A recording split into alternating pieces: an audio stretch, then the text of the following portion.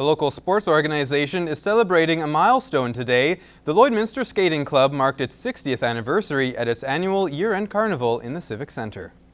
A large crowd was in attendance to celebrate the club's 60 years in the city.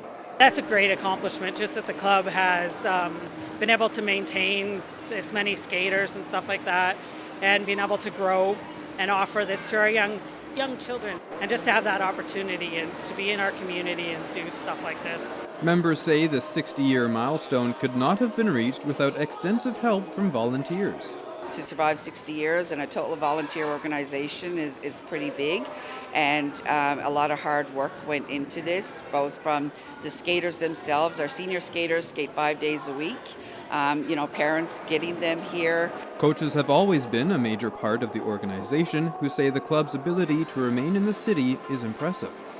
Lots of clubs just don't always have that opportunity for them, like they'll run out of skaters or kids just don't register and then they fold. So the fact that this club has been around for 60 years and is still going and still growing is a really cool thing for me.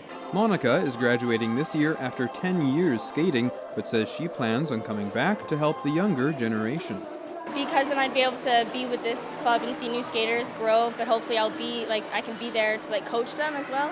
The club hopes to stay in the city for many years to come. And the Mount Joy Ski and Snow Resort held their year-end winter festival to wrap up the slope season.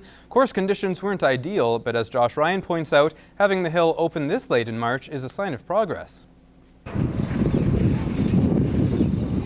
Despite a small river developing at the bottom of the hill, skiers and snowboarders still had a blast hitting the slopes at Mount Joy one last time in 2017. The wrap-up included a few races, barbecue, and plenty of one frequently used word. Fun, except for when I wiped out. It hurt. This marks the latest the snow resort has stayed open, thanks to new snowmaking machines. This is quite late in the year. We're usually lucky to get the first weekend in March. So we have really, improved the length of our year and stuff. Despite Mother Nature and her undecisiveness with the weather, we had a pretty good season this year, I'd say. A stark contrast from 2016, where keeping the slopes in good condition was a struggle. As a result, we were only actually open 11 days last year, and only 3 of the days where the whole hill was open. So we were much better this year, and looking forward to next year. Having snowmaking capabilities at the start of the year, compared to early December this season, has Bunko confident about having the hill open for even longer. We'll be able to start much earlier making snow and get a good base down. And having a better quality hill could eventually lead to more ski and snowboarding classes, maybe even some competitive racing. Produce a better hill or a better product and stuff like that, there'll be more opportunities for that sort of thing to come. Josh Ryan, Newcap News. On Lloydminster's Saskatchewan side, many local schools are gearing up for regional Playdowns, and one of those schools needed 2 weekend wins in those very Playdowns to secure a spot in provincial finals. Lance Phillips with more. For the first time in their history, the Maidstone Cougars earned a top 4 provincial ranking, allowing the school to host a regional final, and they took full advantage of it. The Huskies opened the tournament with a dominant 97-52 win over Kenora and followed it up with a hard-fought 76-63 win against Meath Park, earning a spot in Saskatchewan's provincial hoopla tournament.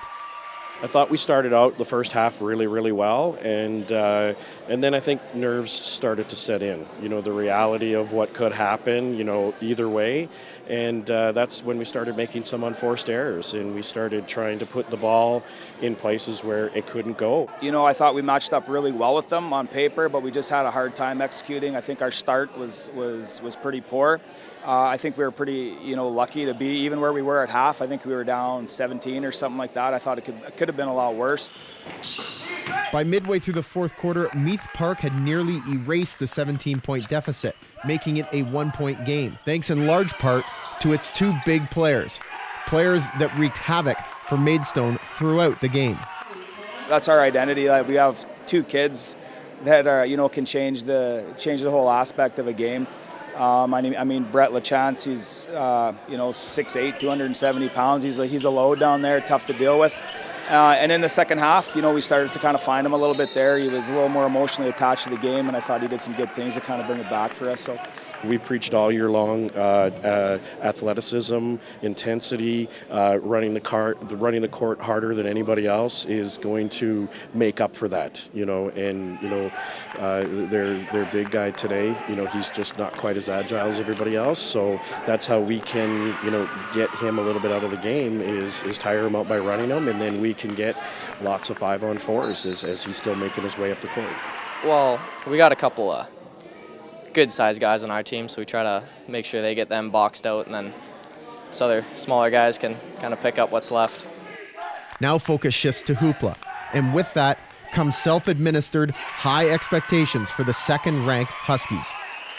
I think that we can do it, and I think that if we play defense and keep our heads in the game, that we can take care of business. Our goal is to win, of course, but our biggest goal is to play our best game that we can, and if they're better than us, then they're better than us. We can walk off the court and go, we did everything we could. Lance Phillips, Newcap Sports, Maidstone.